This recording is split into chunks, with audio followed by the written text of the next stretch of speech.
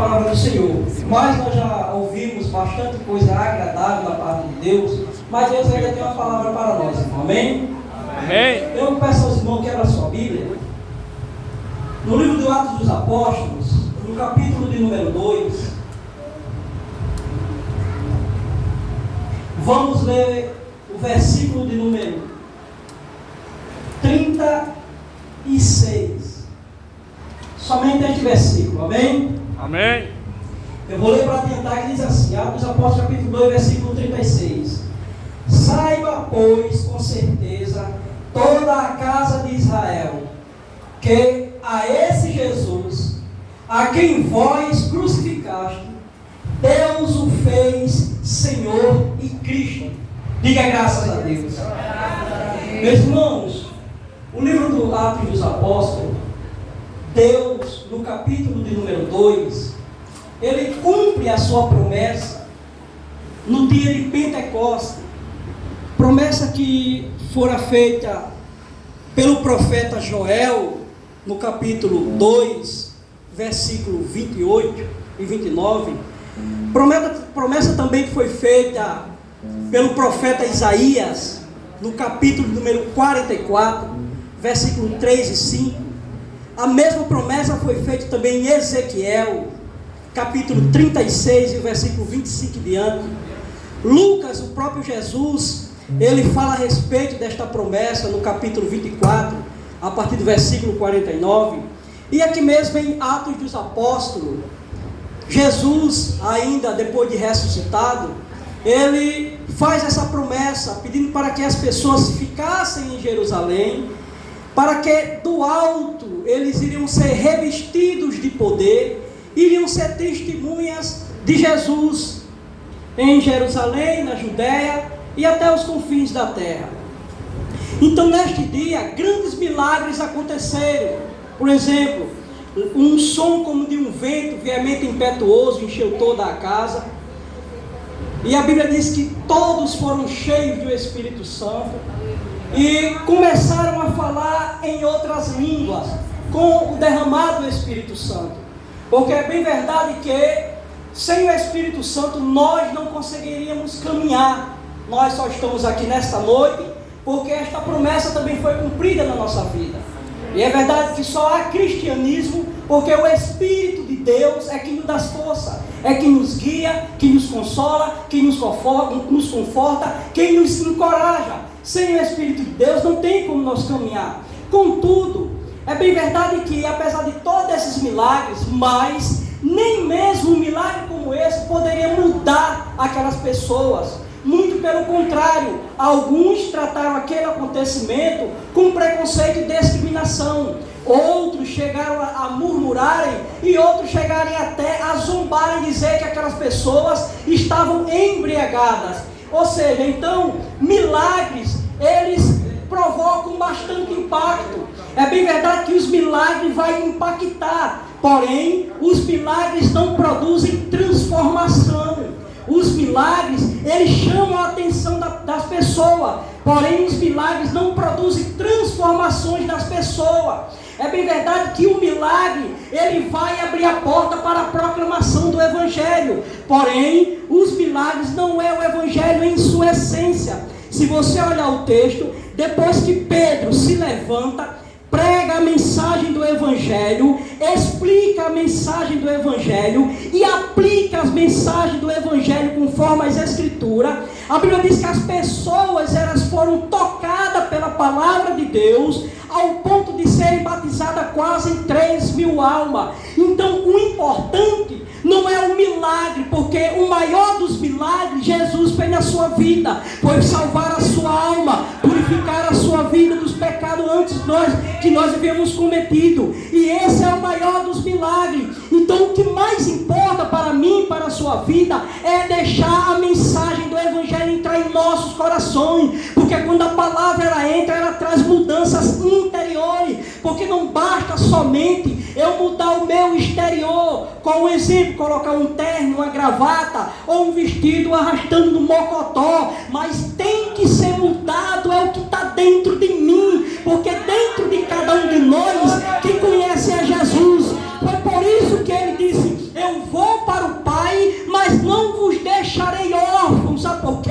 Porque sem o Espírito você não vai, sem o Espírito você não consegue. Somente pelo Espírito de Deus é que essa transformação ela vem sendo ato contínuo em nossa vida. Então não basta somente nós almejar os milagres de Deus, mas sim guardar a sua palavra, que é pura, que é santa, que é viva, que é eficaz e que é mais penetrante do que qualquer espada de 2 gumes. A Bíblia diz que ela penetra até a divisão da alma e do espírito, das juntas e medula, e ela é apta para discernir os pensamentos e a intenção do coração. Só quem faz isso é a palavra de Deus, é ela quem transforma. Quando Pedro prega a mensagem do Evangelho, as pessoas ficaram tocadas, as pessoas se sentiram constrangidas por conta das suas vidas pecaminosas, ao ponto de se entregarem a Jesus e serem batizadas quase 3.000 almas.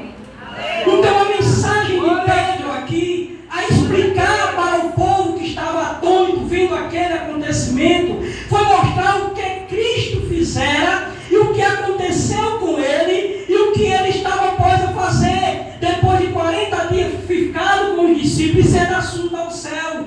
Pedro, em primeiro lugar da sua mensagem, ele fala sobre a morte de Jesus, sobre a morte de Cristo.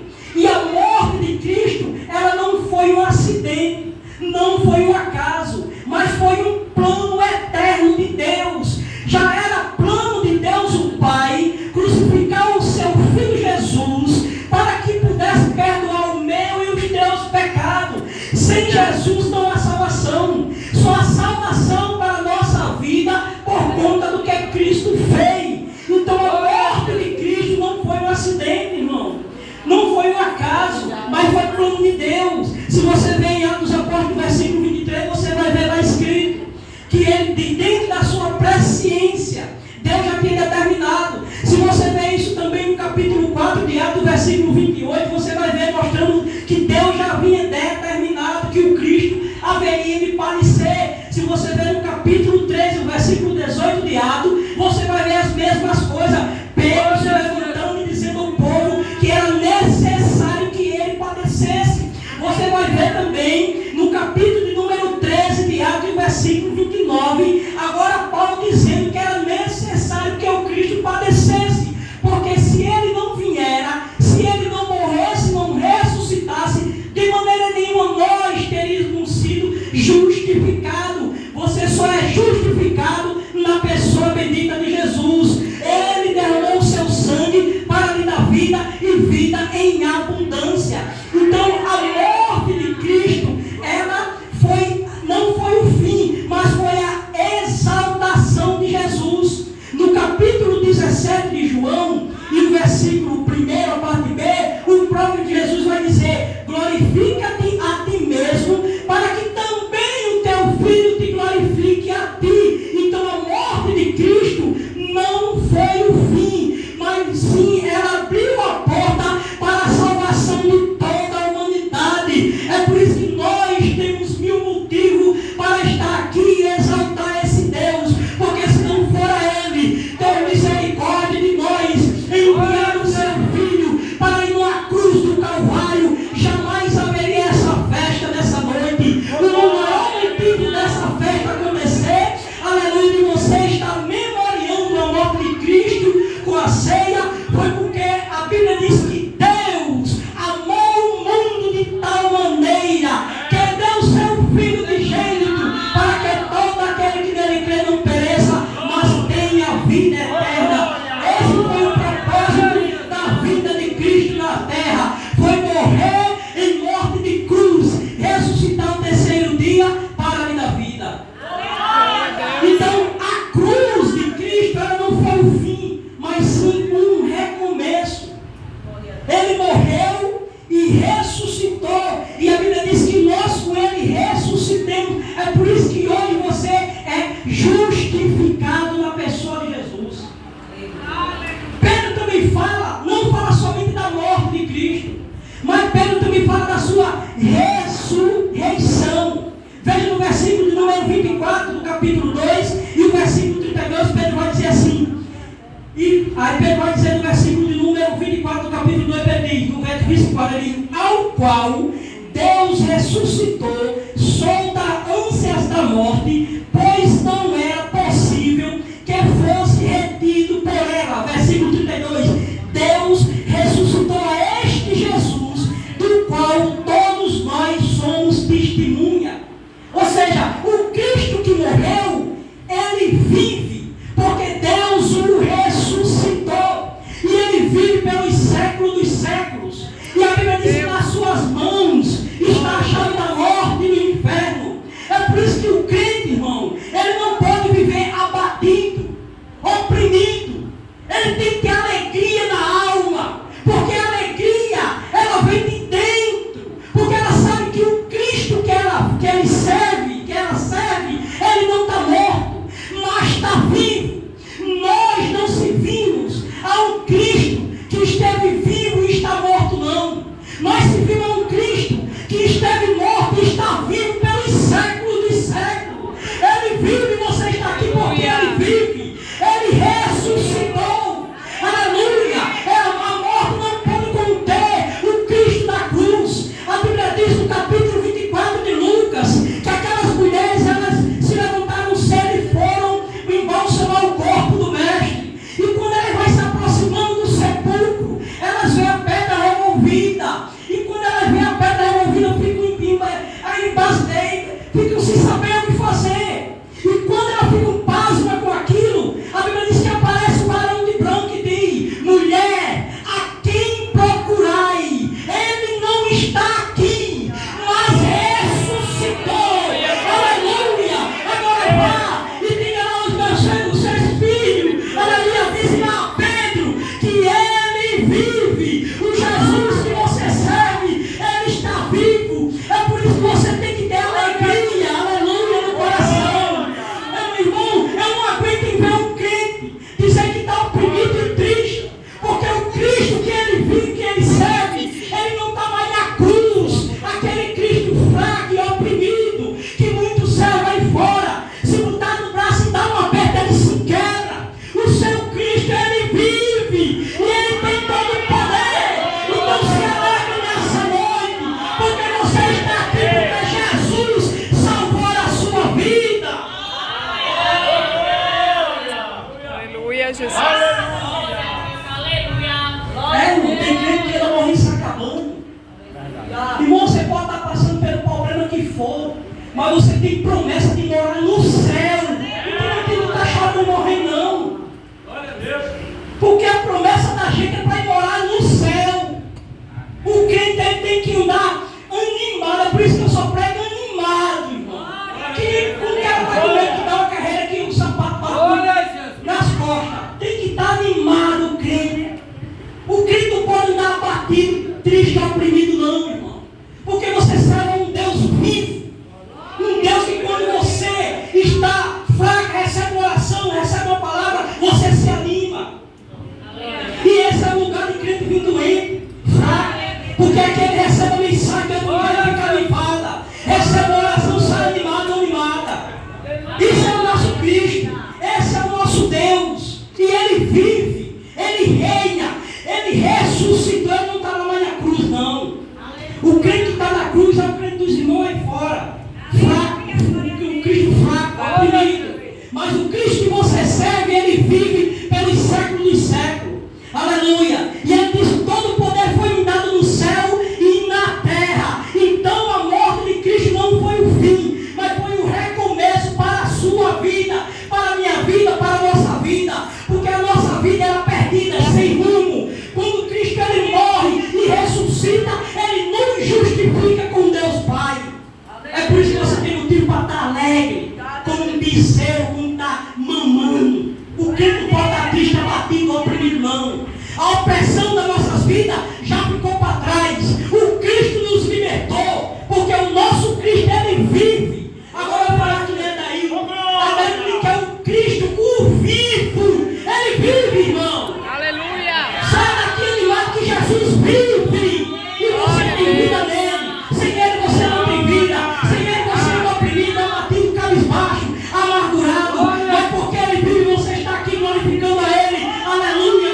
promessa de Deus que Ele vive para todo sempre. E Pedro também falou, irmão, na sua mensagem, Pedro também falou sobre a exaltação de Jesus, porque Ele está exaltado. Eu vi um certo pregador, e para mim isso foi uma tristeza, porque ele disse com a boca cheia que Jesus não estava nem no céu, nem na terra, ele estava num período intermediário. Eu digo, que tristeza para ele, porque a Bíblia diz que ele está à destra de Deus o Pai. E Pedro fala que ele foi exaltado. No versículo de número 33, Pedro declara, versículo 33 é o que Pedro fala, no capítulo 2, Pedro diz, de sorte que, exaltado pela destra de Deus, e tendo recebido do Pai a promessa do Espírito Santo, derramou isto que vós agora vedes e ouve. Jesus, Ele está vivo e subiu ao céu, está à destra de Deus Pai. Jesus voltou ao céu, está à destra de Deus Pai, e Ele reina para todo sempre. Eu imagino Estevão, quando estava perante o Sinédrio, sendo interrogado pelos fariseus e os sacerdotes, um sacerdote da época. E Estevão, olha, levanta a cabeça de eis que vejo os céus abertos. Aleluia! E o Filho do Homem à destra de Deus, o Pai. E eles chegaram a apedrejar ele até a morte. Mas Jesus foi exaltado, irmão. Ele está à destra de Deus. Ele vive, ele reina. Aleluia, está lá à destra de Deus, intercedendo pela sua vida. Quando você dobra o joelho, que só sai lágrima do seu rosto e não sai palavra, Ele está lá intercedendo por você. Quando você está passando pelas lutas mais ferrenhas aqui na terra, Ele está intercedendo por você. O crente, ele não está desamparado. O Deus do crente é Jesus de Nazaré, intercede pela sua vida e guarda de dia e do olho. Glória a Deus. Jesus vive, irmão. Ele intercede pela sua vida. Irmão, Jesus intercede por você. Você nunca está só. Você tem um Deus que cuida da sua vida. Um Deus que cuida da nossa vida. E o nome dele é Jesus. Aleluia. Jesus foi o escape da minha vida. Se não fosse Jesus, eu não estaria aqui hoje. Eu só estou aqui porque Ele tem misericórdia de mim e me salvou. É por isso que eu estou aqui. Porque Jesus, Ele é o Senhor da minha vida. Aleluia.